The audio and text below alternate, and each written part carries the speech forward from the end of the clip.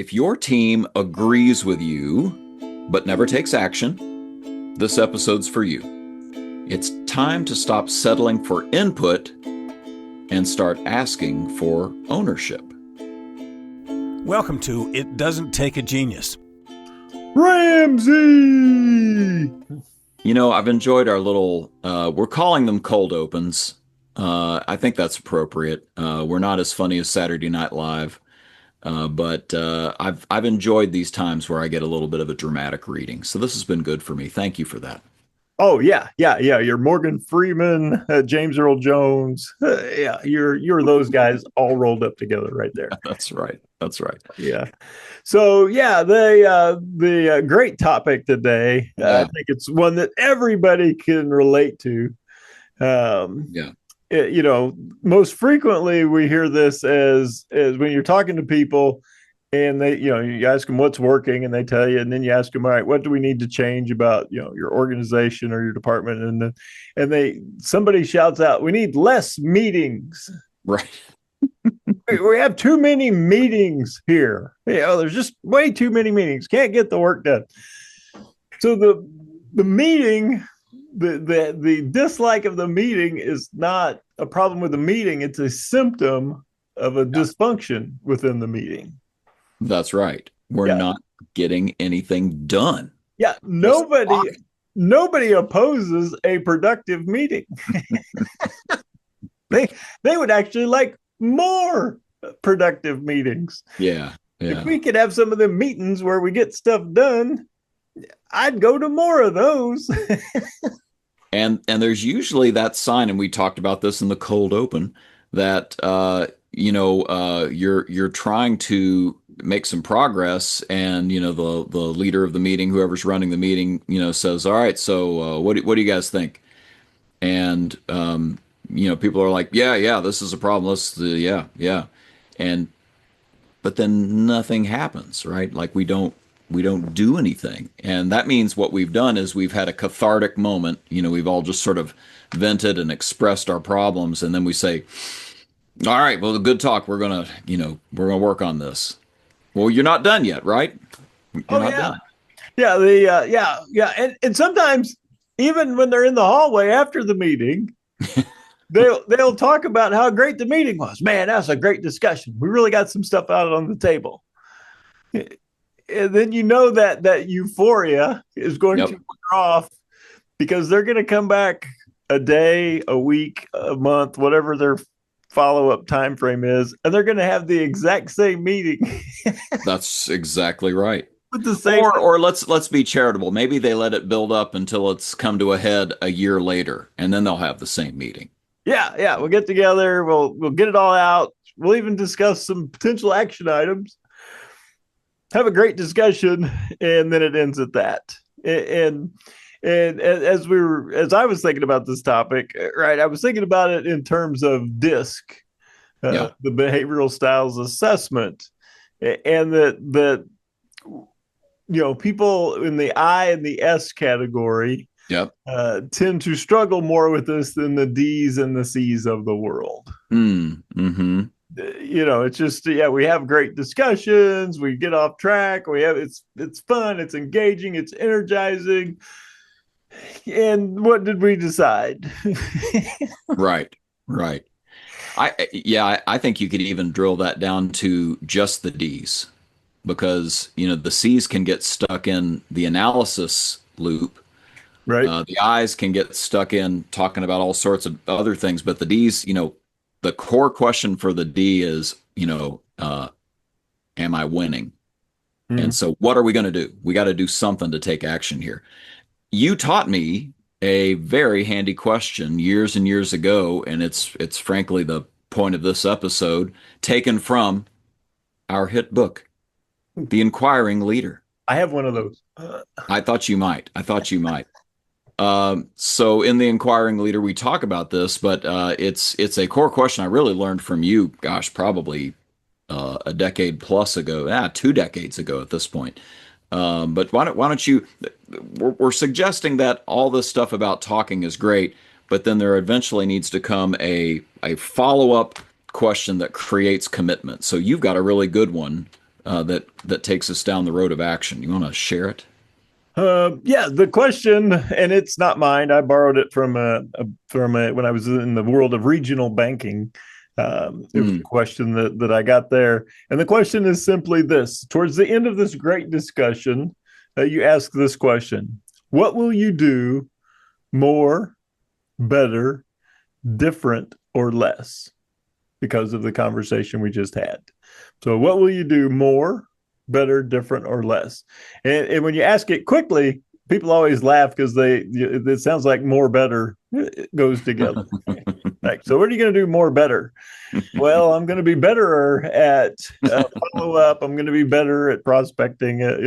So there is a comma in there. So it's more, yeah, better, different, or less. And let's talk about what we're looking for, because those words are there by specific design. please. Yeah, It's not often that we are prescriptive in nature, yeah. but in this case, the question is so lovely that it works in its exact form. Hmm. So the idea of what will we do more?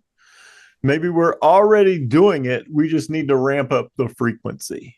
So Hmm. there's nothing new. Nothing needs to be innovated. We're doing it. If we did it more frequently, would that solve the problem that we just discussed? And that Better, could include doing it in a different area. You know, like we do this really well over here in sales. Maybe we should do it really well over here in administrative departments. yeah. We do this in service. This would be a good best practice in sales. We Yeah, do it some, but we could do more of it. yeah. Better would Hmm. be some sort of evolution, iteration of the idea. So we're going to do it better. So we're already doing this, but we're going to tweak a few things of how we do it. Maybe Hmm. it's the some of the words we say, a process step will be tweaked and things like that. So yeah, we're going to do it, but we're gonna make an improvement upon it. Yeah. A little kaizen kind of opportunity. Different would be the new thing. So what am I going to do more, better, different? All right, Mm-hmm. different means we're not currently doing this.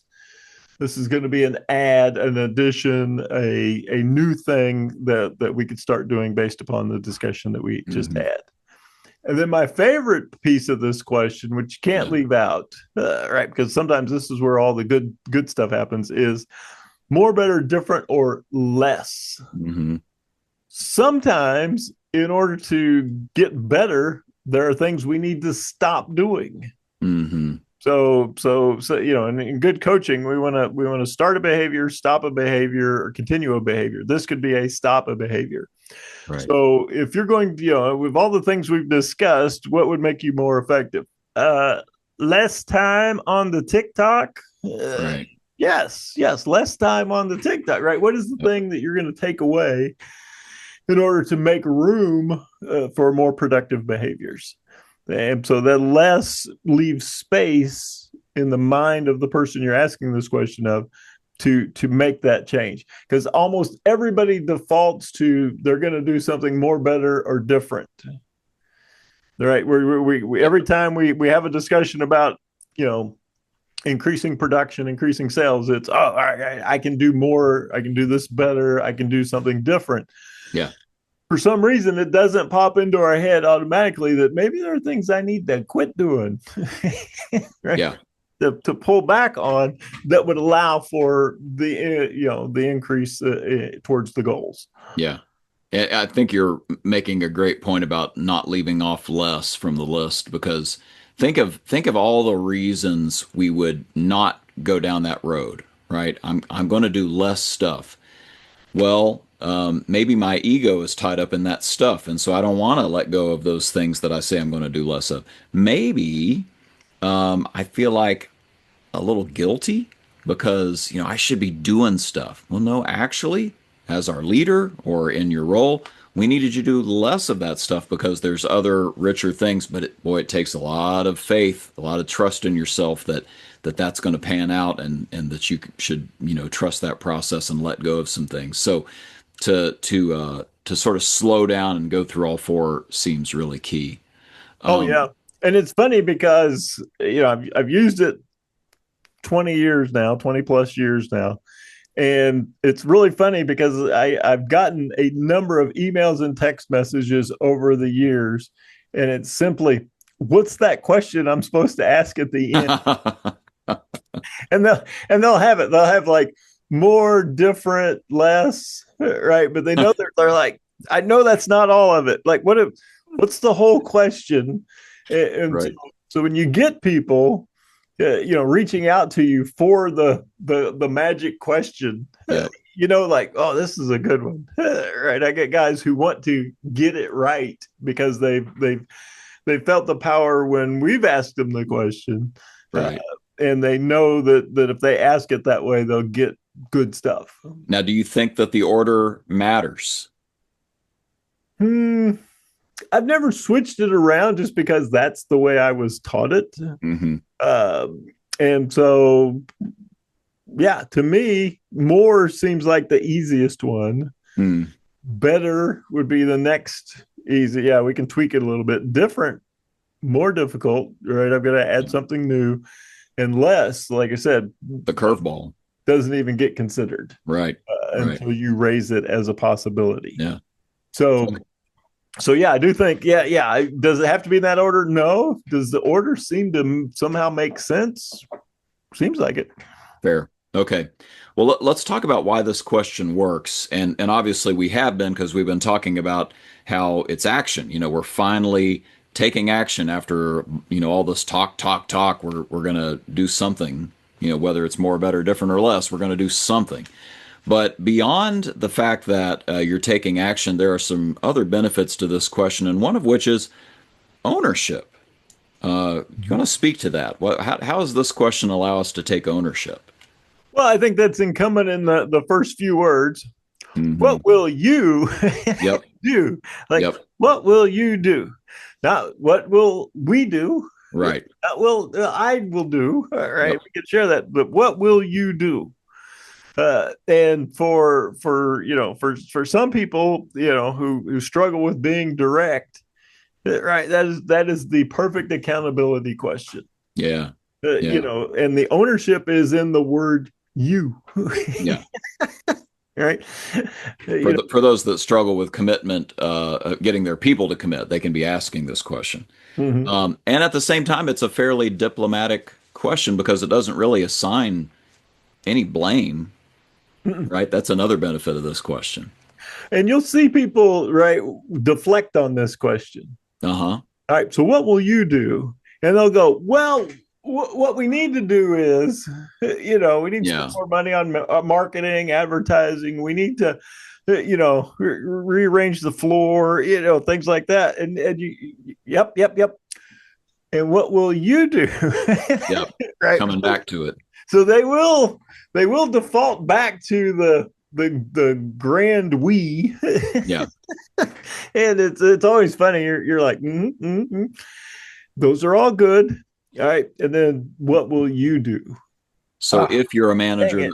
Yep. if you struggle with this, you can rest assured you're not assigning blame.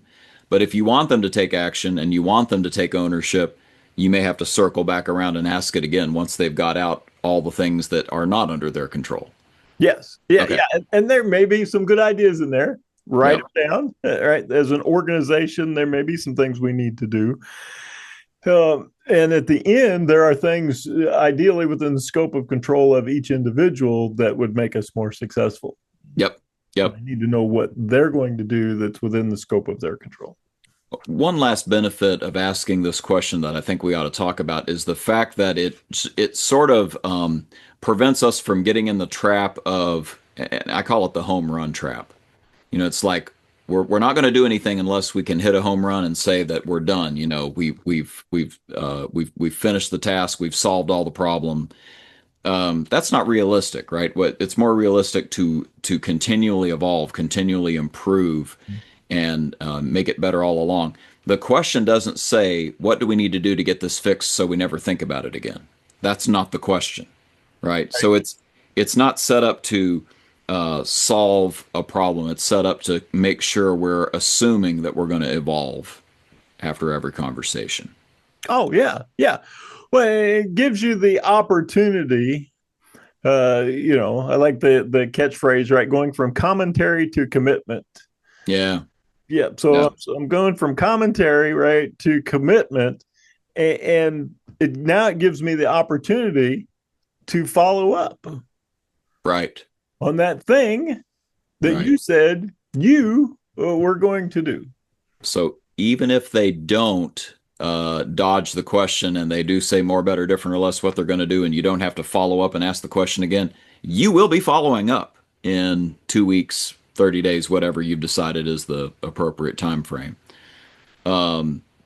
So let's talk just a little bit, sort of almost wrapping this up. I guess you could say there's some different ways you can sort of use this.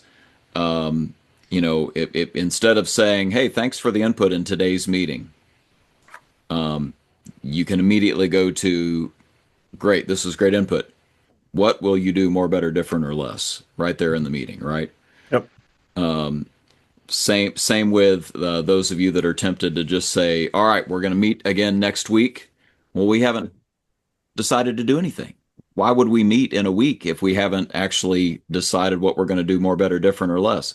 So, we're going to apply something right away. What might that be that you do more, better, different, or less? And then set the follow up meeting like we were talking about. You got to decide Mm-hmm. when you're going to follow up. Well, and you Uh, can add to you make a great point. You can add to the end of the question a time frame. sure. So, what will you do more, better, different, or less between now and the next meeting?